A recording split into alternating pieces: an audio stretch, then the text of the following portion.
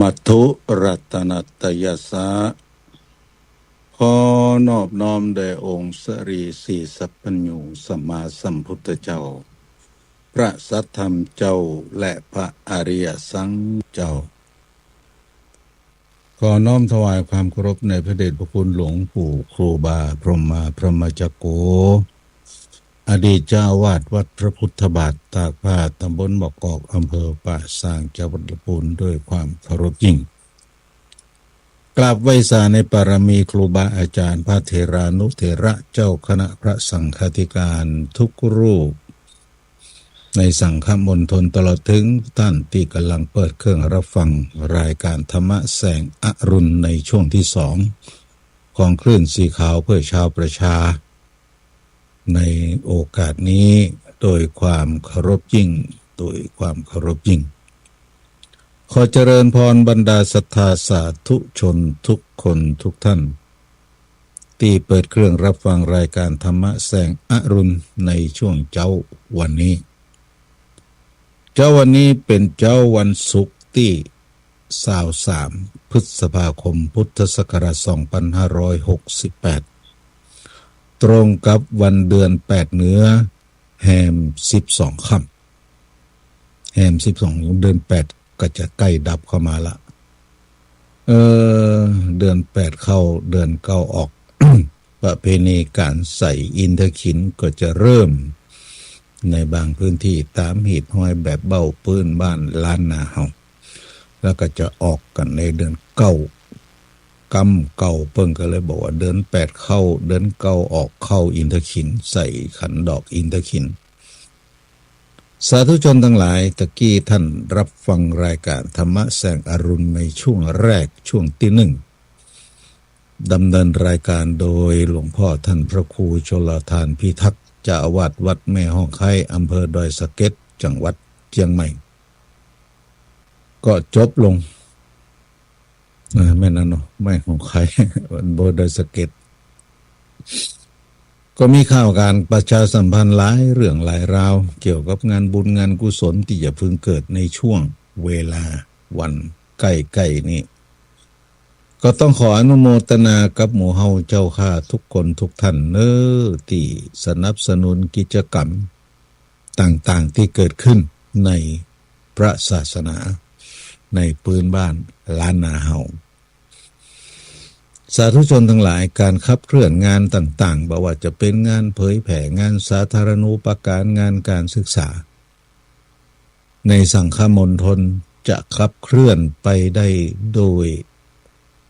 ความเรียบร้อยความคล่องตัวก็ต้องอาศัยแรงศรัทธาของหมู่เฮาเจ้าข้าช่วยกันเกาะกลุ่มลุมลาสละเสียซึ่งเวลาสละเสียซึ่งทรัพย์สินสละเสียซึ่งแรงกายสละเสียซึ่งความคิดที่จะช่วยกันแชร์ออกช่วยกันแสดงออกทราบว่าจะมีการประชุมพระสังฆเจ้าที่เป็นพระนักเผยแผ่นักประกาศสัจธรรมในคลื่นสีขาวในเครือข่ายของท่านพระอาจารย์พระครูพระเดชพระคุณหลวงพ่อท่านพระครูอภิวัฒนวิกรมนี่นะความจริงท่านก็ยังหนุ่มแน่นอยู่ก็เลยห้องว่าหลวงพ่อเพราะบารมีท่านมากล้นก็จะประชุมกันในวันที่25พฤษภาคมคือวันอาทิตย์ที่จะถึงนี้ที่วัดแม่ห้องไคก็คงจะได้จาปราศัยแสดงความคิดเห็นเพื่อกิจกรรมต่างๆหลากหลายที่จะเกิดขึ้นอันนี้เป็นนโยบายที่ตุลุงได้ยินได้รับทราบแล้วเป็นเรื่องที่ดีมากเพราะหลักอปริหานิยธรรมนะหลักที่เป็นไปเพื่อความไม่เสื่อมเป็นไปในฝ่ายแห่งความเจริญฝ่ายเดียวเปิ้นห้องว่าหลักอปริหานิยธรรมอปริหานิยธรรม7ประการในข้อแรกเปิ้นก็จะว่าไว้เลยมันประชุมกันเนืองนิดข้อ2เปิ้นก็จะบอกว่าเมื่อประชุมก็พร้อมเพรียงกันประชุมเมื่อเลิกก็พร้อมเพรียงกันเลิกและปฏิบัติตามมติของที่ประชุมนั้นๆเคารพนับถือผู้อาวุโสในที่ประชุมนั้นๆเหล่านี้เป็นหลักอปริหานิยธรรม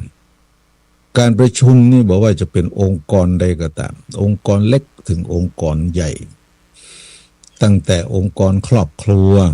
ถ้ามีการประชุมกันเนืองนิดก็ดีครอบครัวก็จะเจริญ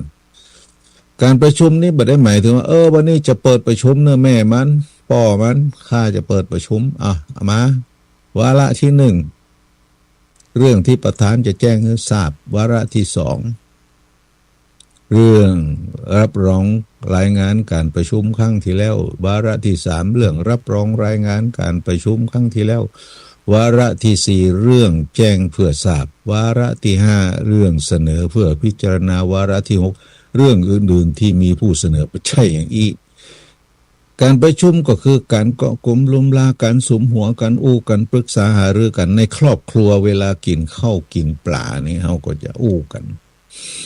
เป็นได้พ่อแม่มัน เป็นได้พ่อป่อมัน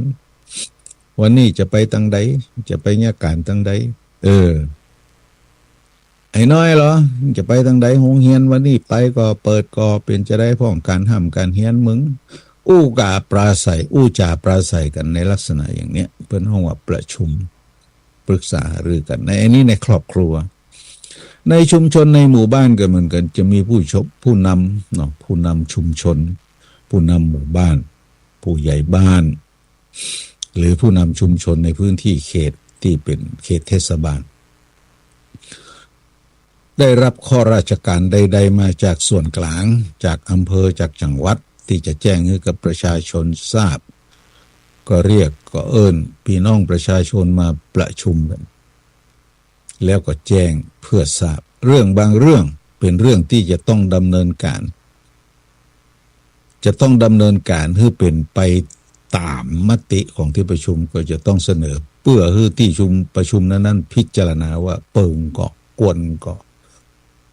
ถ้าที่ประชุมรับรองเราก็จะต้องถือปฏิบัติตามนั้นเนี่ยองค์กรชุมชนถ้าเตือนมันก็มีหรออย่างหมู่บ้านแต่ละหมู่บ้านบางครั้งก็เล่าหน้าจาขวัญกันติสินนินทากันปล่อยหลวงว่าดักแก่เฮ้ยเอาเงินหมู่บ้านไปใช้บ่บอกบ่กล่าวนี่นะทั้งที่เปิ้นก็มีติมาติไปแต่ขาดการชี้แจงทำให้เกิดความแตกแยกกันในด้านความคิดในด้านการอู้กันจาเมื่อบ่มีการประชุมการเข้าใจเป็นอย่างนั้นก็มักจะกระจายและทำให้เกิดการขาดความเชื่อถือบ่คือความร่วมมือในเรื่องงานต่างๆที่เกิดขึ้นในชุมชนในหมู่บ้านมันต้องไปฟังมันนะมันแดกเงินอันอีกถ้ามีการประชุมก็จะมีการชี้แจงเกี่ยวกับเรื่องราวต่างๆที่เกิดขึ้นบัดเดียวนี่ได้เงินกขกจมาเนอะได้เงินอย่าง SML มาเนอะบัดเดียวนี่เฮาจะเอาแปลงอันนั้นจะเอาแปลงอันนี้ได้ก็บ้านเฮาเป็นบ้านขนาดน้อยอยู่ในกลุ่ม S small นะ small กลุ่มน้อยๆบ้านน้อยก็จะได้งบน้อยๆเฮาจะแปลงอย่างดีที่ประชุมก็จะได้เสนอกันบ้านเฮาอยู่ในระดับปานกลาง middle นะเอาจะแปลงอย่างดีหา L นี่L นี่ลากใหญ่เป็นหมู่บ้านใหญ่ได้เงินหนักก็จะต้องประชุมปรึกษาหารือกันอย่าจัดการโดยพลการเมื่อผ่านที่ประชุมแล้วเวลามีข้อขัดแย้งอย่างเกิดขึ้นก็จะได้อ้างเอาที่ประชุมนั่นนะวันนั้นก็ได้อู้ในที่ประชุมแล้วเสนอแล้วหมู่เฮาก็ได้ยินได้เห็นสอดคล้องต้องกันมีมติเป็นอย่างอีจึงได้ดำเนินการอย่างอีเนี่ยการประชุมเนี่ยมันเป็นหลักการที่เป็นไปเพื่อความเจริญฝ่ายเดียวไม่เป็นไปในด้านความเสื่อมเพราะฉะนั้นการประชุมของคณะพระนักจัดรายการที่จะประชุมกันที่วัดแม่ห้องไคล้ในวันที่25จึงเป็นนโยบายที่ดีในกลุ่มของพระนักเผยแผ่เพราะตอนนี้ก็อยู่กันคนละมุมคนละทิศคนละทางคนละตำบลคนละอำเภอคนละจังหวัดเวลามีรายการธรรมะแสงอรุณก็ได้มีโอกาสมาแสดง พระธรรมเทศนาข้อคิดความเห็นเรื่องดีๆมาเล่าสู่กันฟังก็เป็นเรื่องที่ดีล้วนเป็นทางก่อให้เกิดปัญญาแต่บางคนก็บอกเคยหันหน้าสักเตยอย่างตุลุงไมตรีนี่ส่วนมากเขาบอกค่อยหันหน้าหันตาได้ยินกับเสียงวันศุกร์ในช่วง6 โมงถึง7 โมงตัวเป็นอย่างใดสูงจงโกงก็ว่าต่ำป๊อกล็อกเท่าละกาก็ว่ายังหนุ่มอยู่เนี่ยรอก็ว่าบ่รอมันจึงขึ้นกันหรอกเมื่อมีการประชุมกันอย่างอีกก็จะได้พบปะพาใส่กันในกรณีบางกรณีอย่างสมมติว่าเวลาไปปะพระสังฆเจ้าเตียนที่นี่บ่ฮู้จักกันมาก่อนก็จะถามกันโอ้หลวงพ่ออยู่วัดไหนครับท่านอยู่วัดไหนครับอ๋ออยู่วัดนั้นวัดนี้อ๋ออันกาผมชื่ออย่างฮะอย่าบอกชื่อตุลุงไมตรีโอ้อันดีละผมเคยได้ยินเสียงตันแต่บ่เคยหันตัวสักเตื้อวันนี้ดีใจอย่างนี้เป็นต้นโอ้หลวงพ่อภัยครับตุลุงกับพระครูสุจิตานุรักษ์แล้วเจ้าคณะอำเภอฝางวัดพระบาทอุดมนำบ่อสาวาโอ้ดีละโอ้ภัยครับเนี่ยพระครูชลทานพิทักษ์อย่างนี้เป็นต้นการประชุมกันเป็นการพบปะทำให้เกิดความสนิทสนมความสนิทสนมนี่บางครั้งมันดีกว่าความเป็นญาติทำให้เกิดความเข้าอกเข้าใจซึ่งกันและกันคำบาลีเพิ่นบอกว่าวิสาสาปรมายาติความคุ้นเคยเป็นญาติอย่างยิ่งเวลามีการมีงานอย่างก็จะได้เอิ้นกันจะได้บอกกันจะได้กล่าวกันแต่ตุลุงค่อนข้างจะมีข้อจำกัดหลายอย่างเกี่ยวกับเรื่องที่จะเข้าไปร่วมในกิจกรรมต่างๆอันนี้ยอมรับตัวเก่าเหมือนกันยอมรับนะตุลุงนี่ค่อนข้างจะลำบากเหมือนพระสังฆเจ้าตนอื่นที่เปิ้นมีโอกาสมีเวลามีปัจจัยหลายอย่างที่เกื้อหนุนทำให้เปิ้นได้เข้าร่วมกิจกรรมต่างๆได้ก็อิจฉานะอิจฉาในที่นี้ก็คือขอยเปิ้นมีโอกาสแต่เฮาค่อนข้างจะจำกัดด้วยโอกาสเพราะฉะนั้นก็ส่องอยู่ฟังอยู่สดับรับฟังอยู่ตลอดเวลาเรื่องราวต่างๆที่เกิดขึ้นบ่ว่าจะเป็นการประชุมก็ดีการหล่อเทียนพรรษาก็ดีและการกิจกรรมต่างๆที่เกิดขึ้นเกี่ยวกับดอยนางแก้วก็ดีพระธาตุสีสองเมืองก็ดีมีโอกาสก็ไปเพราะตุลุงนี่จำกัดด้วยโอกาสจำกัดด้วยอย่างหลายอย่างถึงวันนี้ได้มาอยู่ปฏิบัติงานที่วัดตีนดอยตามความเห็นของท่านเจ้าคณะอำเภอป่าซางองค์ก่อนแล้วก็ตามความเห็นของท่านเจ้าคณะตำบลเปิ่นเห็นว่าเอามาช่วยประคับประคองงานพระศาสนาเดิมนั้นอยู่วัดพระพุทธบาทตากผ้าก็ตั้งใจจะอยู่ตัวครูบาในฐานะที่เฮาเคยได้เปิ่งใบบุญครูบาเป็นสามเณรน้อยเมื่อปี2510 511 12 13 14 15จนต้นปี2516จึงไปอยู่วัดป่างิ้วอำเภอเวียงป่าเป้าศึกตั้งสำนักเรียนบาลีนักธรรมร่วมกับท่านเจ้าคุณสุนทรปริยัติวิกรมสอนบาลีสอนนักธรรมหั่นจนมีพระมหาปรริญญาหลายรูปเกิดขึ้นสูงสุดก็ถึงปรริญญาธรรม9 ประโยคหลายรูปอยู่ที่เป็นศิษย์ของวัดป่างิ้วแต่ก็โยงใยกับวัดพระพุทธบาทตากผ้าคือครูบาเมื่อมาบวชก็เลยตั้งใจจะปฏิบัติเหมือนหนึ่งหันครูบาเตียวไปตามทุติต่างๆไปยื้อพ่อประเด็นนั่นมันรับกามันอ่านหนังสืออยู่กามันป่วยกามันใครกะครูบาก็จะเยี่ยมเยือนลูกศิษย์ลูกหาตลอดเมื่อมาบวชตุลุงก็ตั้งใจนะแต่ปรากฏว่าโดยบทบาทที่ได้รับมอบหมายจากท่านเจ้าคณะตำบลเจ้าคณะอำเภอป่าซางเจ้าคณะตำบลมะกอกซึ่งปัจจุบันนี้ก็คือท่านเจ้าคุณภวชิระภาวนาเจ้าอาวาสวัดพระพุทธบาทตากผ้านามเดิมเอาเรียกท่านว่าพระมหาอำนาจแล้วก็ ขอมาช่วยงานพระศาสนาที่วัดตินดอยก็ได้อยู่รังที่นี่เมื่ออยู่รังที่นี่ปุ๊บก็มีตนเดียวเนาะตุเจ้าตนหนึ่งเน้นตนหนึ่งค่อนข้างจะลำบากแม้กระทั่งการออกรายการธรรมะแสงอรุณก็ค่อนข้างจะติดขัดบางเตื้อ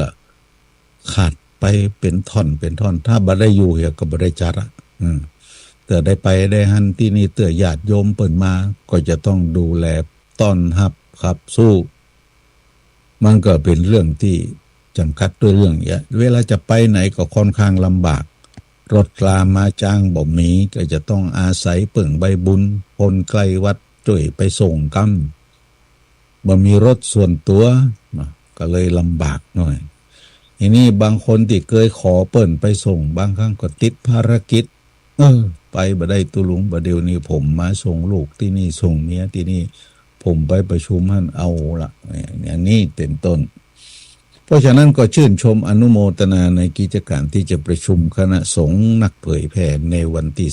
25และที่สำคัญแห่งอย่างหนึ่งวันที่25นี้ตุลุงบ่ได้ไปแต่ตัวเพราะวัดติ่นดอยจะมีงานประเพณีส่งน้ำพระบรมสารีริกธาตุซึ่งตั้งแต่เป็นวัดมาศรัทธาประชาชนที่นี่เปิ้นบอกว่าบ่เคยจัดสักกำเตือตุลุ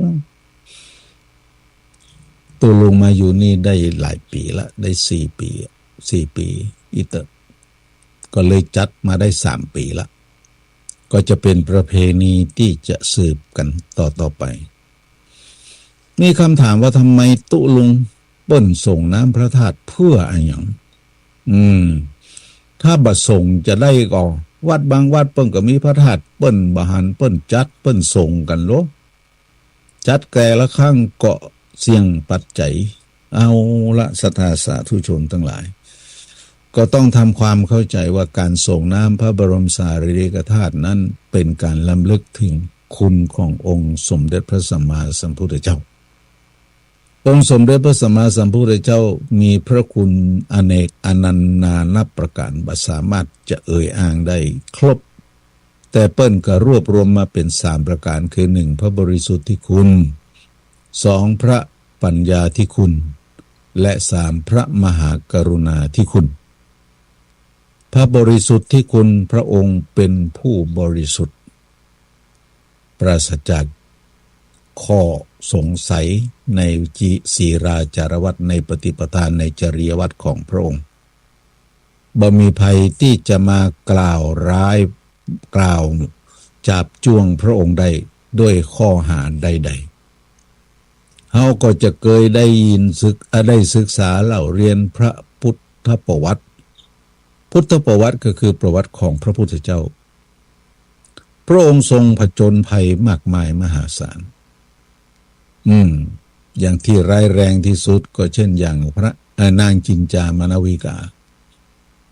จะมากล่าวตู่พระองค์โดยการรับจ้างจากหมู่กลุ่มเดียรถีเพื่อที่จะมาทำลายความศรัทธาในสมเด็จพระสัมมาสัมพุทธเจ้าเพราะในสมัยนั้นการประกาศพระศาสนาในประเทศอินเดียหรือชมพูทวีปนะอยู่ท่ามกลางความคิดเห็นหลากหลายมีหลายศาสตร์หลายแขนงหลายศาสนาหลายกลุ่มเมื่อพระองค์ทรงประกาศพระศาสนาซึ่งคำสอนของพระพุทธองค์นั้นเป็นสัจจะที่เป็นความจริงไม่มีใครโต้แย้งได้คนจึงไหลหลังทั้งไทยมาน้อมนบเอาองค์สมเด็จพระสัมมาสัมพุทธเจ้าเป็นที่พึ่งเตียงว่าบุตตังสรณังกัจจามินะข้าพเจ้าขอถึงซึ่งพระพุทธว่าเป็นสรณะเป็นที่พึ่งและคำสอนของพระองค์ที่สอนไปนั้นเป็นเรื่องที่ปฏิบัติได้จริงพิสูจน์ได้ถ้าปฏิบัติตามคำสอนของพระพุทธองค์แล้วบรรลุผลตามนั้นคนก็เลยบอกว่าธัมมังสรณังคัจฉามิทีนี้การประกาศพระสัจธรรมของพระองค์ในแต่ละครั้งเหล่าสาวกได้ยินก็นำไปอู้ต่อก็เป็นการจดจำแล้วนำไปบอกต่อแม้กระนั้นก็ตามสิ่งที่เราสาวกนำไปประกาศก็เป็นเครื่องพิสูจน์ได้ว่าเป็นเช่นนั้นจริง เช่นอย่างเปิ้นบอกว่าอยากให้เป็นเศรษฐีก็คือมีสัมปรายิทกประโยชน์สัมปรายิกถประโยชน์ก็คือประโยชน์ที่หันเลยเช่นอย่างมันคือมันเนอะมันหิมันหาอย่านอนตื่นสายอย่าอายทำกินอย่าหมิ่นเงินน้อยอย่าคอยวาสนาคือมันหิมันหามันยะการโดยบาจิบาจิแหงบ่หมิ่นเงินน้อยบ่คอยวาสนาจะไปเกิดว่าโอ้งานนี้กระจอกได้เงินน้อยบ่ดีกว่าได้บาทหนึ่งดีกว่าบ่ได้สักบาท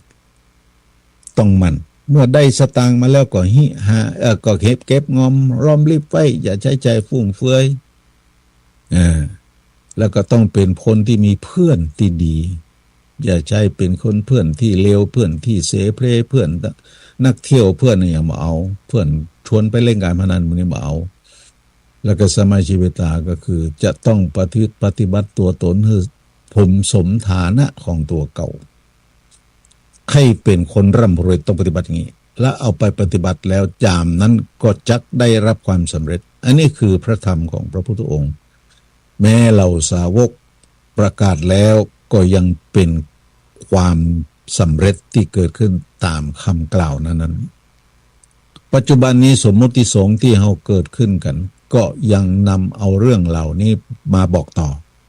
และเมื่อนำไปสู่การปฏิบัติผลสำเร็จก็เกิดขึ้นตามนั้นจริง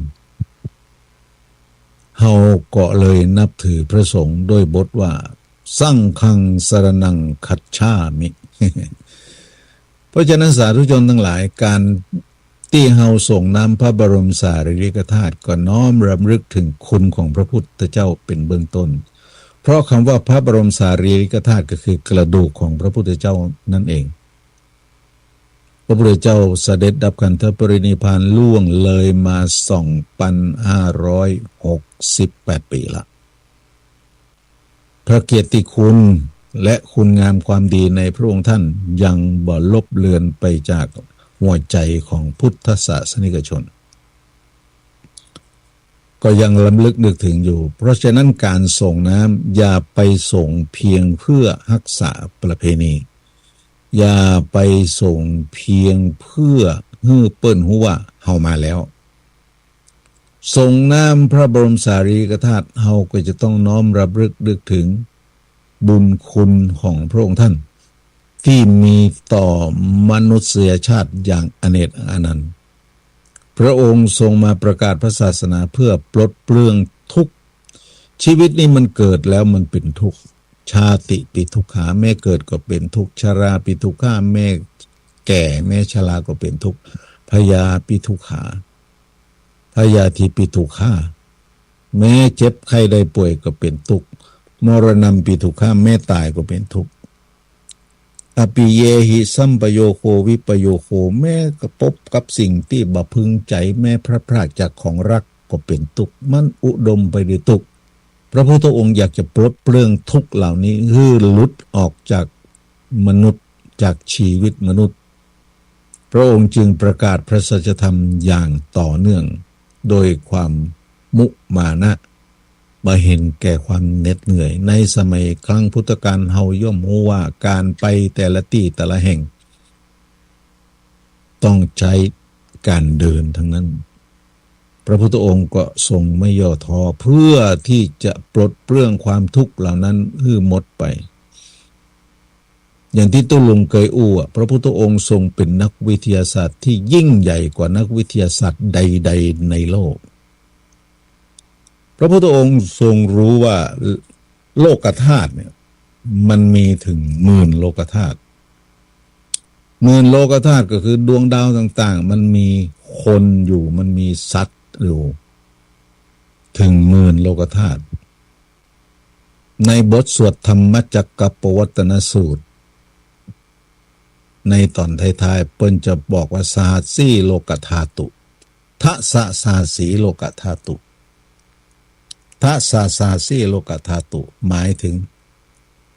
10,000นั่นนี่ทะสะแปลว่า10สหัสสะแปลว่าพันโลกธาตุ10,000โลกธาตุสังกัมปเวทิสัมปเวทิเหล่านี้ หมายถึงโลกธาตุทั้งหมดมันมีถึง10,000โลกธาตุเนี่ยพระพุทธองค์ทรงรู้หมดและที่สำคัญก็คือเมื่อพระองค์ทรงประกาศพระสัจธรรมแล้วพระองค์ประกาศมุ่งหมายเพื่อให้คนได้เข้าสู่ความดับทุกข์อย่างถาวรหมู่เฮาคงเคยได้ยินคำว่าชิตังเมชิตังเมคำบาลีมันจะบอกว่าชิตังเมตนะชิตังเมมันแปลว่าจะได้เราเคยได้ยินหลวงพ่อธรรมชโยวัดพระธรรมกายวัดพระธรรมกายเปิ้นจะมักจะพูดถึงธรรมะแล้วก็จะใช้คำว่าชิตังเมชิตังเมป๊อกป๊อกความจริงแล้วถ้าเรียนบาลีมาก็จะรู้ว่าคำว่าชิตังเมมันแปลว่าอย่างสาธุชนทั้งหลายวันนี้ตุลุงก็ขอขยายความเห็นน้อยหนึ่งชิตังเมมีความหมายว่าชิตังอันว่าชัยชนะเมอันเราชิตังชนะแล้วชิตังอันว่าชัยชนะเมอันเราชิตังชนะแล้วคำกล่าวนี้เป็นคำกล่าวของพระอรหันต์ที่กล่าวโดยความภาคภูมิใจโดยปีติธรรมคำว่าชัยชนะในที่นี้หมายถึงชนะกิเลสชนะความโลภชนะความโกรธชนะความหลงจักไม่เป็นคนหีนายาวติสามิอีกหีนายาวติสามิแปลว่าเราจักเวียนมาเพื่อความเป็นคนเลวความคนมากๆอีกเพราะนั้นชัยชนะเป็นชัยชนะที่เด็ดขาดเป็นชัยชนะที่ไม่กลับแพ้ชัยชนะอย่างอื่นที่เป็นเกมการแข่งขันใดๆก็ตามเป็นชัยชนะชั่วครั้งชั่วคราวแข่งฟุตบอลแข่งวอลเลย์บอลแข่งกีฬาทุกชนิดแข่งวิ่งแข่งหยังกระจ้างเถอะยกน้ำหนักหยังกระจ้างชกมวยกระจ้างเป็นชัยชนะที่มีเวลาที่จะต้องกลับมาแพ้แต่การชนะตัวเองโดยการสลัดลุดซึ่งกิเลสอาสวะทั้งปวงเป็นชิตังเมเป็นชัยชนะที่เราชนะแล้วไม่กลับมาเป็นผู้แพ้อีกเป็นชัยชนะที่เด็ดขาดนั่นคือเหล่าพระอรหันต์ทั้งหลายสาธุชนทั้งหลายเพราะฉะนั้นสิ่งที่พระพุทธองค์ทรงประกาศพระสัจธรรมเพียงเพื่อให้มนุษย์ได้เข้าสู่ความเป็นผู้มีคำว่าชิตังเมถ้าเขาได้เป็นชิตังเมแล้วนั่นคือความสำเร็จในการประกาศพระสัจธรรมองค์สมเด็จพระสัมมาสัมพุทธเจ้ารังตรัสรู้ใหม่ๆพระองค์หนัก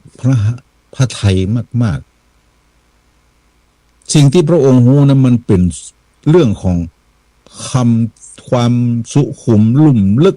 ความละเอียดแล้วจะไปอู้ให้ไผ่เชื่อนี่ว่าทำอย่างนี้แล้วจักเป็นอย่างนั้นจะอู้ให้ไผ่ได้เชื่อก็คิดถึงอาจารย์ต่างๆอุทกดาบทแล้วก็อย่างก็อุทกดาบทการามาบุตรอาลาลดาบทอุบาอาจารย์ที่เคยสอนตะก่อนอุทกดาบทจนกระทั่งปดตายไปละข้าพายไปเลยเหลือก้าปัญจวัคคีย์ที่เคยมาอยู่ตัวก็เลยไปพระปัญจวัคคีย์ก็ประกาศพระสัจธรรมในบทที่ห้องว่าธรรมจักรปวัตตนสูตรธรรมจักรปวัตตนสูตรแปลว่าอันหยังมันก็ไปเจอว่าธรรมจักรปวัตตนสูตรต้องเข้าใจตัวนี้ว่ามันคืออะไรธรรมะก็คือธรรมจักรคือล้อปวัตตนะคือเป็นไปสูตรก็คือหัวข้อธรรมจักรปวัตตนสูตรก็หมายถึงว่าหัวข้อแห่งวงล้อพระธรรมเป็นไปแล้วเราเรียกว่าธรรมจักรปวัตตนสูตรพระพุทธองค์ทรงบอกคือปัญจวัคคีย์ว่าทางสองสายที่บรรพชิตบ่ควรเข้าไปเสพ เป็นอุโพอันเตเป็นทางที่สุดของแสงสายนะเสปพชิเตนะเสวิตภาอันบรรพชิตไม่พึงเข้าไปเสพและมีทางแห่งเส้นหนึ่งที่ควรเสพเปิ้นก็เลยเหมือนกับว่าเป็นบอกทาง3 เส้นในธรรมจักรปวัตนสูตรก็เล่าเรื่องต่างๆที่เกิดขึ้นสิ่งที่มันทำให้เกิดขึ้นถึงวันนี้นั้นมันก็เพราะมีทางหลายเส้นแต่เลือกเดินทางผิดกัน2 เส้นที่ห้ามก็คือ 1. กามสุขันลิกานุโยค 2. อัตตกิลมัฏฐานุโยคกามสุขันลิกานุโยคก็คือประพฤติตัวเป็นคนไร้สาระประพฤติตัวหย่อนยานบ่มีตี้ยะระงับยับยั้งชั่งใจบ่พอใครยะอย่างก็ยะใครทำอย่างก็ทำใครไปไหนก็ไปอันนี้เป็นน้องว่ากามสุขันลิกานุโยคและอัตตกิลมัฏฐานุโยคเราก็หมายถึงยังตนให้ลำบากประพฤติเคร่งล้ำไปคนอินเดียในสมัยตะก่อนนี่เขาย่อมรู้ว่าโอ้เวลาประพฤติของเขาเนี่ยเพื่อความหลุดพ้นเพื่อการจะได้ไปอยู่กับพระเจ้าของเขาคือพระพรหมในสมัยตะก่อนเนี่ยเพราะศาสนาเดิมนั้นเป็นศาสนาพราหมณ์บางคนยืนขาเดียวนี่นะยืนตลอดปีตลอดเวลายืนเป็นเดือนยืนเป็นปีเดือนเป็น10 ปี20 ปีบางคนกำละกุยเนี่ยชูขึ้นฟ้าเนี่ยกำอยู่อย่างนั้นน่ะเป็นวันเป็นเดือนเป็นปีเป็น10 ปีจนเล็บทะลุมือก็มีนั่นเป็นอัตตกิลมัฏฐานุโยคซึ่งพระองค์ทรงเคยวอลองมาหมดแล้วกามสุขันลิกานุโยคก็คือในสมัยที่พระองค์ยังเป็นเจ้าชายสิทธัตถะก็ยังอยู่ในปราสาท3 ฤดูมีนางสนมกำไนโอ้เลือกเอาไว้อ้อๆตั้งนานมาปรุงเปรอปฏิบัติก็ทั้งมาบวชออกพิเนศสมกบพิเนศสมอะไรออกบวชอีกเถอะบวชเสร็จเรียบร้อยแล้วประพฤติ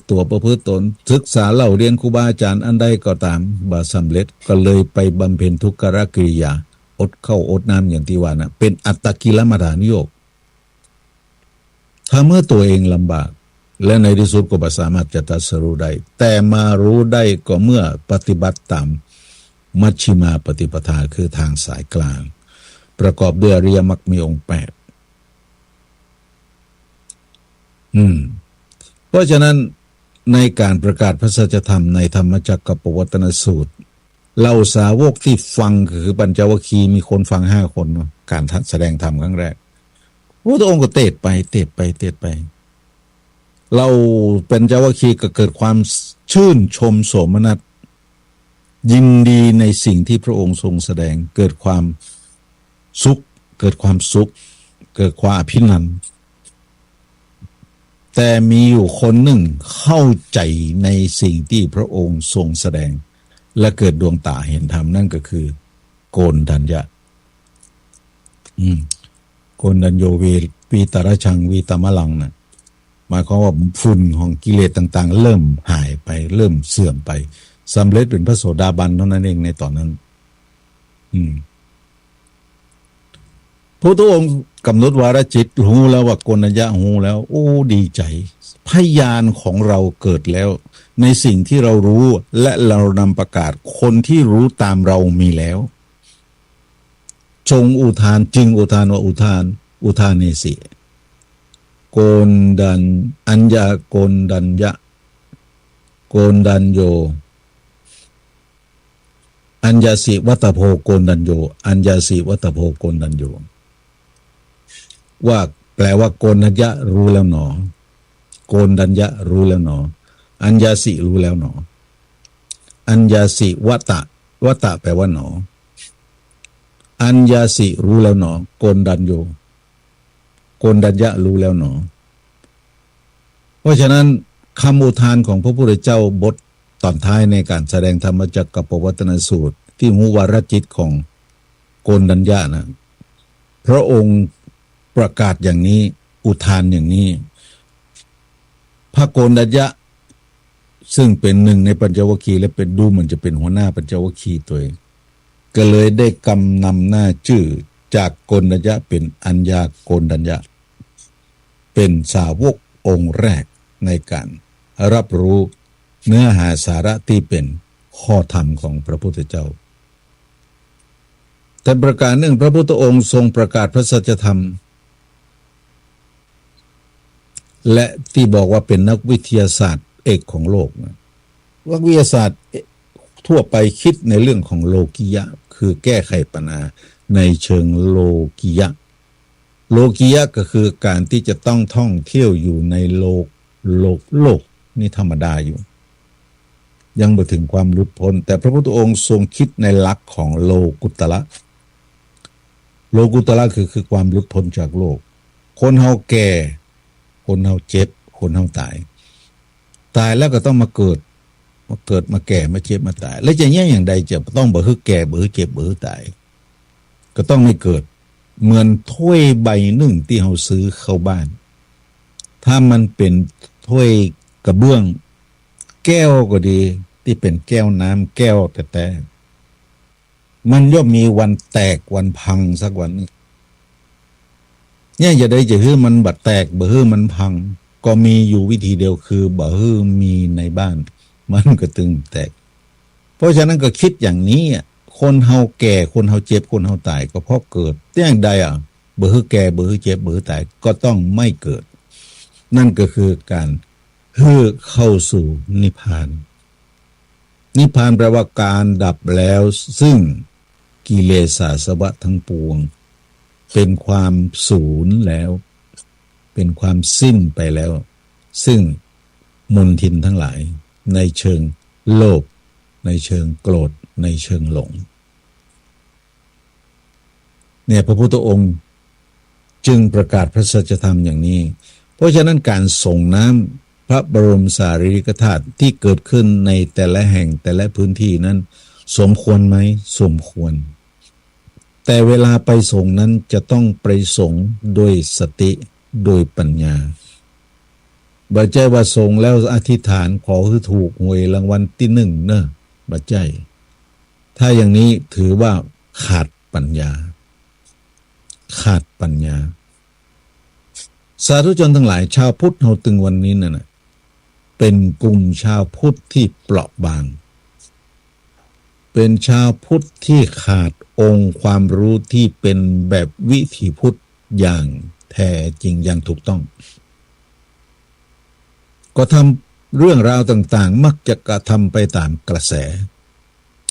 สก็คือตามความคิดเห็นของตัวเองและตามโลกที่เปิ้นเดินไปตามคนอื่นโดยก้นคนอื่นโดยบ่ได้ใจสติปัญญาของตัวเก่าการทำบุญสุนทานของหมู่เฮาแต่ละครั้งขาดวิจารณญาณในการพิจารณาไตรตรองการทานอย่างนั้นพระสุคตทรงไม่สรรเสริญพระศาสดาบัดสรรเสริญแต่การทานใดๆที่ผ่านการพิจารณาไตรตรองด้วยเหตุได้ผลแล้วจึงกระทำนั่นแหละพระสุคตทรงสรรเสริญมีสุภาษิตรับรองมีพุทธศาสนาสุภาษิตรับรองว่าวิจัยทานังสุขตัปปสถังการทานที่ผ่านการพิจารณาไตรตรองแล้วการการทานที่ผ่านการพิจารณาไตรตรองด้วยเหตุผลแล้วพระสุคตทรงสรรเสริญวิจัยทานังสุขตัปปสถังถึงวันนี้เราบ้าไปตามกระแสเราจึงนิยมมักไปตามวัดที่มีชื่อเสียงโด่งดังเปิ้นไปเฮาไปโดยบ่ฮู้ว่าความจริงแล้วการตานอย่างนั้นมันเกิดอะไรอย่างขึ้นพ้องเพราะฉะนั้นวัดที่ดังก็ดีวัดที่ใหญ่ๆก็ดีมักจะมีเงินทองปัจจัยไปพอกพูนกองอยู่หั่นเป็น100 ล้าน1,000 ล้าน10,000 ล้านเมื่อมันไปกองกันนักๆคนที่อยู่ที่นั่นคนที่ครอบครองอยู่ก็มักจะทำให้เกิดโอกาสในการสร้างความชั่วมันเป็นกิเลสที่เกิดขึ้นจากตาหันก็ตัณหาเกิด โอกาสในการสร้างความชั่วก็มากขึ้นโอกาสในสร้างการที่จะลืมตัวลืมตนก็นักขึ้นเพราะมีเหตุมีปัจจัยที่เกื้อหนุนทำให้เขาไปกระทำสิ่งที่บ่เหมาะบ่ควรอย่างที่เป็นข่าวกันทุกวันเนี่ยแต่ตรงกันข้ามวัดบ้านนอกวัดตามชนบทโอ้โหค่าไฟค่าน้ำในแต่ละเดือนบางครั้งเกือบจะบ่มีต้องขอพ่อหลวงช่วยชาวบ้านคือชาวบ้านช่วยกันให้กันน้อมคน10 บาท20 บาทค่าไฟมันก็บ่จินนักกว่านะเดือน600 700วัดบางวัดปีนึงบ่ได้กฐินสักบาทแล้วจะมีรายได้อะไรอย่างรายได้จากอะไรอย่างบางวัดก็มีกฐิน100,000อดใจทั้งปีนะวัดนี้บ่ได้หมายถึงว่าไม่มีรายจ่ายนะค่าน้ำค่าไฟนี่ทุกเดือนต้องจ่ายละอย่างถึงวันนี้คณะพระสงฆ์ก็จะต้องมีข้อมีกฎมีกติการ่วมกันในการสั่งเคาะซึ่งกันและกันเวลาพระสังฆเจ้าในตำบลในอำเภอในจังหวัดมรณะจะต้องช่วยกันอันนี้จะไปว่าตุลุงเล่าขวัญกันอย่างอำเภอป่าซางเนี่ยพระสังฆเจ้าที่มรณภาพบอกว่าจะเป็นพระลูกวัดเจ้าอาวาสมรณภาพจะต้องช่วยกันสงเคราะห์ขอวัดละ1,000เอาล่ะบางเดือน3 รูป 3,000บางเดือน5 รูป 5,000เอาเงินที่ไหนตู้เจ้าอาวาสบางครั้งก็ได้ฮับตานกว่าจะเกาะกลุ่มลุมลาได้โอ้ก็บ่ได้หมายถึงว่าฮับตานแล้วได้เงินนักวัดบ้านนอกนะยกเว้นวัดในเวียงนะวัดใหญ่วัดดังอย่างที่ว่านะมั่งมูลตุนเต้าวัดบ้านนอกนี่ลำบากเพราะฉะนั้นการทำบุญของหมู่เฮามักจะไปทำบุญวัดใหญ่วัดดังเตียวกายวัดน้อยกันวุ่นขี่รถเหมารถกันกายวัดน้อยตึงไปอยู่ในสายตาเพราะฉะนั้นการที่เกิดเรื่องราวต่างๆขึ้นพุทธศาสนิกชนย่อมรู้ด้วยตัวเองว่าเรานั่นแหละเป็นคนไปส่งเสริมให้เกิดพฤติกรรมอย่างนั้นโดยการช่วยกันไปเอาเงินไปหอมคนละ100คนละพันนักขึ้นเป็นโกดเป็นกองเมื่อมีโกดมีกองเสร็จเรียบร้อยก็ทำให้มีโอกาสในการสร้างความชั่วความเลวเกิดขึ้นเพราะทุกเจ้าไปใจพระอรหันต์ไปใจพระอริยะเปิ้ลบอกว่าล่วงเลย 2,500 กว่าภาษาหลังจากพระพุทธการผ่านมาคือพุทธการผ่านไปกึ่งแล้ว 2,500 ปีจะไม่มีพระอริยะเกิดขึ้นในโลกถึงวันนี้เราไปบอกว่าคนนั้นเป็นอริยะคนนี้เป็นอริยะล้วนแต่เป็นเรื่องของการคิดเอาเองอัปโลกเอาเองและคิดว่าเขาเป็นคนอย่างนั้นเป็นความจริงแล้วก็คือปุถุชนคนธรรมดานี่แหละมีโลภมีโกรธมีหลงเพียงแต่ระงับตัวตนบ่ฮื้อก้าวล่วงความโลภความโกรธความหลงนั้นโดยพระธรรมวินัยเพราะมีหิริโอตตัปปะอยู่ในกมลสันดานความเป็นพระก็เลยดีอยู่แต่ถ้ามีโอกาสเมื่อไรหิริโอตตัปปะหายไปความโลภก็เกิดขึ้นความหลงก็เกิดขึ้นความโกรธก็เกิดขึ้นเพราะมีอำนาจอันนี้เป็นเรื่องที่เราจะต้องสะท้อนย้อนตัวเก่าขึ้นได้ว่าเราเป็นผู้ส่งเสริมให้เกิดขึ้นอย่างนั้นไหมเราเป็นคนหนึ่งในวงจรนั้นหรือไม่พุทธศาสนิกชนทุกคนทุกท่านกระทำการใดๆก็ตามจะต้องมีคำว่าวิจัยทานังคือตรวจสอบพิจารณาแล้วจึงทำสุขตปัสสทังพระพุทธองค์จึงจักสรรเสริญในทานนั้น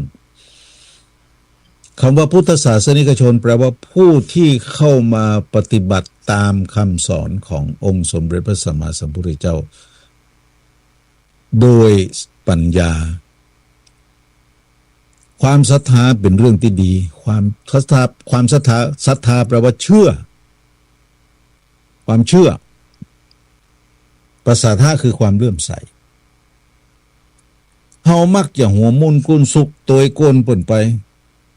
เปิ่นว่าอันนั้นดีก็ไปละโดยแบบว่ามันดีแต่ก็ขาดวิจารณญาณขาดปัญญาหมวดทำใดก็ตามที่เอ่ยถึงคำว่าศรัทธาเป็นเบื้องต้นจะต้องปิดท้ายด้วยคำว่าปัญญาทุกครั้งความศรัทธาจะต้องประกอบไปด้วยปัญญาปัญญาคืออย่างการรู้แจ้งเห็นจริงการพิจารณาการใคร่ครวญด้วยเหตุด้วยผลในสิ่งที่เราจะพึงกระทำถ้าเป็นศรัทธาที่ขาดปัญญาเป็นความโง่เง่าเต่าตุนเป็นความหลงความงมงายที่ไร้สาระบ่เกิดอันอย่างขึ้นกับตัวตนเลย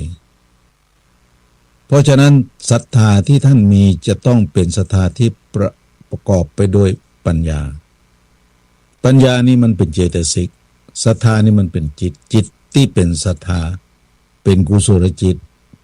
แต่ถ้ามันไปผนวกด้วยเจตสิกคือความโลภความโกรธความหลงมันก็จะทำให้จิตของเราเศร้าหมองไปโดยปริยาย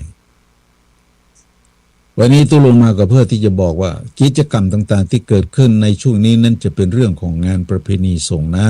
ำเกิดขึ้นที่หั่นเกิดขึ้นที่นี่และเปิ้นมีเพื่ออะไรเพื่อที่เราจะได้น้อมลำลึกถึงคุณของพระพุทธเจ้าเอาพระพุทธเจ้าเป็นสรณะเป็นที่พึ่งแล้วน้อมนำเอาสิ่งที่เป็นสาระที่เป็นหัวข้อที่จะทำสู่นำเฮาไปสู่ความเป็นผู้หลุดพ้นจากอย่างหลุดพ้นบ่ได้หมายถึงว่าเข้าสู่นิพพานหลุดพ้นจากโลภะจิต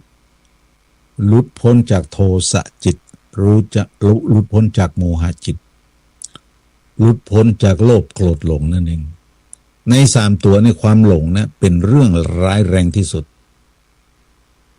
ถ้ามันมีความหลงเข้ามาแล้วมันดึ้มฟังอย่างสักอย่างก็จะเอาอย่างเงี้ยโมหะเมื่อครอบงำใครแล้วย่อมทำให้ไม่เห็นสรรพสิ่งใดๆมืดบอดเป็นห้องมืดบอดไปหมดเป็นความมืดความบอดมืดก็คือมืดตึ๊ดตื่นนะไปตึงหันซะอย่างไปบอดก็คือบะหันซ้ำบะหันใหญ่ถ้ามืดถ้าบอดมืดตัวบอดตัวซ้ำรู้เพราะฉะนั้นอย่าให้มีโมหะเป็นตัวนำอย่าให้เกิดความหลงเป็นตัวนำอย่าตามกระแสจนขาดปัญญาต้องใช้สติในการพิจารณาเรื่องราวต่างๆที่เกิดขึ้นมีคนกล่าวว่าพระพุทธศาสนากำลังเสื่อมถอยคำว่าพระพุทธศาสนานี่มีองค์ประกอบหลายอย่างพระพุทธศาสนานี่ประกอบไปด้วย1ศาสนาธรรมศาสนสถานมีศาสนาบุคคลมีศาสนาวัตถุสิ่งที่สำคัญที่สุดที่เป็นตัวพระศาสนาแท้ๆก็คือศาสนาธรรมที่เป็นคำสอนที่ยังคงอยู่อย่างนั้นพระพุทธศาสนาไม่มีเวลาเสื่อมไม่มีวันเสื่อมเพราะศาสนาธรรมยังคงความเป็นอย่างนั้นที่มันจะเสื่อมสลายไปก็เพราะศาสนาบุคคลและศาสนาวัตถุศาสนาวัตถุอาจจะเสื่อมโทรมไปตามสภาพอาการศาสนาบุคคลก็อาจจะเสื่อมไปเพราะกิเลสตัณหาแยกแยะคือถูกเมื่อศาสนาวัตถุเสื่อมโทรมลงไปก็บูรณะปรับปรุงใหม่ทำให้เกิดความสวยสดงดงามและกระจายประโยชน์ได้ต่อไปกุฏิวิหารเสื่อมโทรมก็ปรับบูรณะรีโนเวทใหม่ศาสนาบุคคลถ้าเสื่อมไปด้วยเลกิเลสตัณหาก็ต้องกำจัดออกไปเหมือนน้ำทะเลบนบอกว่าน้ำทะเลไม่ชอบซากศพเลยใดๆก็ตามถ้ามีซากศพเกิดขึ้นในทะเลน้ำทะเลจะซัดเข้าสู่ฝั่งทุกครั้งไปเหมือนกันสัจธรรมของพระพุทธองค์ยังคงความเป็นสัจธรรมที่ไม่มีบทกล่าวใดๆมาลบล้างได้และสัจธรรมของพระองค์จะซัดเอาบุคคลที่ไม่พึงปรารถนาออกจากฝั่ง ออกจากวงจรออกจากวงการออกจากองค์กรเราต้องไปกลัวและจะไปคิดว่าภาพรวมของความเป็นพุทธศาสนาคืออย่างนั้นไม่ใช่เพราะถึงวันนี้เขาขาดปัญญาไงเมื่อเห็นอย่างเกิดขึ้นแล้วก็ปากันลังไหลไทยทั้งเชื่อว่าเป็นอย่างอันไปอย่างหมดบางครั้งกำอู้กำจ่าคนเฮาก็เหมือนกันได้ยินมาน้อยหนึ่งเวลาได้ยินมาอย่างนี้กูจะไปอู้ฮื้ออีกแก้วฟังกระหมองถ้าอู้เต้าเปิ้นมันบ่ตื่นเต้นต้องเสริมแถมน้อยเสริมเปิ้นว่าปรุงแต่งทำให้เกิดรสชาติใส่ผงชูรสใส่รสดีให้หน่อยเพิ่มเติมเข้าไปแก้วได้ยินละจะไปอู้อีกคำโอ้ได้ยินอีเปงบ่าอีแก้วจะไปอู้อีกคำจะอู้ตามกำอีแก้วว่าบ่ได้จะอู้ตามกำอีเปงว่าบ่ได้กูจะต้องใส่ผงชูรสทำหน่อยเพิ่มเข้าไปทำแล้วมันก็บานปลายไปติ๊กๆแท้จริงแล้วไม่ได้เป็นอย่างที่บั้นปลายของชีวิตบั้นปลายของข่าวสารนั้นเสมอไปเนี่ยสาธุชนทั้งหลายอยากคือท่านทั้งหลายนับถือพระพุทธศาสนานับถือด้วยเหตุด้วยผลด้วยสติด้วยปัญญาเมื่อเฮาใจปัญญาเป็นตัวนำในการเข้าไปน้อมนบครบยำในพระศาสนาพระศาสนานั้นก็จะสนองคุณความดีสนองให้เขาได้ประโยชน์จากการเข้าไปนับถือนั้นอย่างแน่นอนวัยรุ่นปัจจุบันนี้นั้นเขาประกาศว่าเขาบ่มีศาสนาเพราะข่าวสารอย่างนี้เกิดขึ้นนั่นแสดงว่าเขาเข้าใจผิดมันเป็นเรื่องเฉพาะตัวเฉพาะบุคคลคนใดประพฤติอย่างไรย่อมได้รับผลเช่นนั้นบ่มีภัยที่จะเอาความเลวความดีไปให้คนอื่นได้ที่ตัวเองมีอยู่เขาจะเอาไปแหม่คนอื่นบ่ได้เป็นของภัยของมันเพราะฉะนั้นการนับถือนั้นจะต้องนับถือจะต้องมีความเชื่อมีศรัทธาโดยสติโดยปัญญาแล้วก็ไตร่ตรองพิจารณาหาเหตุผลในเรื่องนั้นๆอย่าคล้อยตามและที่สำคัญที่สุดการกล่าวตู่บุคคลใดบุคคลหนึ่งให้เกิดความเสียหายการด้อยค่าบุคคลใดบุคคลหนึ่งด้วยวาจาเป็นเรื่องของความเสียหายที่เกิดขึ้นแล้วแก้ไขไม่ได้นั่นเป็นวจีกรรมที่ร้ายแรงที่สุดบางครั้งเปิ้นยังบ่รู้สึกตัวด้วยซ้ำไปว่าเปิ้นได้เป็นอย่างพ้องแต่เฮาก็ไปกล่าวด้อยค่าเปิ้นเพราะได้ยินมาอย่างนี้หรือเพราะคิดว่าเป็นอย่างนั้นทำให้เขาได้มีโอกาสในการที่จะกลายเป็นคนเลวในสังคมเปิ้นว่าวจีกรรมเนี่ยร้ายแรงคมกว่ามีดใดๆเอาละศรัทธาสาธุชนทุกคนทุกท่านก็มาถึงช่วงท้ายของรายการธรรมะแสงอรุณที่อาตมาภาพตุลุงไมตรีเขาเวสโกได้มาพบปะก็อู้จาประสัยในสาระในความคิดที่เป็นหลักของความเป็นจริงที่มันกำลังเกิดขึ้นอยู่ทุกสรรพสิ่งที่เกิดขึ้นเมื่อเกิดขึ้นแล้วจะตั้งอยู่แล้วก็ในที่สุดก็จะดับไปเหมือนกันทุกอย่างเพราะสิ่งเหล่านี้เป็นกฎของธรรมชาติมีความเกิดขึ้นมีการตั้งอยู่และก็ย่อมมีความดับไปเป็นธรรมดาอย่าไปยึดติดอย่าไปเอาเรื่องที่ไม่ใช่เรื่องของตัวเองเข้ามาเป็นบทกำหนดชีวิตของตัวเก่าเรื่องบางเรื่องเป็นเรื่องของเขาไม่ใช่เรื่องของเฮาคือไผเฮาทำอะไรอย่างเฮาทำเพื่ออะไรอย่างอันนี้ต้องตรวจสอบด้วยตัวของเฮาเองเมื่อเฮาได้สติได้คิดได้พิจารณาและตรวจสอบอย่างนี้แล้วเฮาย่อมรู้ว่าเราควรทำอะไรและควรทำอย่างไรนั่นจึง จักได้ชื่อว่าเป็นพุทธศาสนิกชนผู้ที่เข้ามานับถือพระพุทธศาสนาอย่างมีเหตุมีผลมีปัญญาขอเจริญพรขอชื่นชมโสมนัสยินดีกับหมู่เจ้าข้าที่รับฟังรายการธรรมะแสงอรุณจากตุลุงในช่วงนี้บอกว่าจะเป็นฟังบางตอนบอกว่าฟังตั้งแต่ต้นจนจบ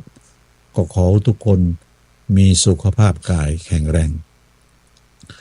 มีสุขภาพจิตเข้มแข็งสามารถต่อสู้นานาปัญหาต่างๆที่เข้ามาประจนในวิถีชีวิตแห่งตัวตนคือผ่านพ้นไปทุกปัญหาโดยความสวัสดิภาพเบิดกันจุผู้จุคนขอนำรายการธรรมะแสงอรุณในช่วงนี้จากบรรดาหมู่เจ้าข้าไปด้วยเวลาเพียงเท่านี้ขอความสุขสวัสดีจงเกิดมีแก่ทุกท่านสัทธาโสธีภาวันตุโว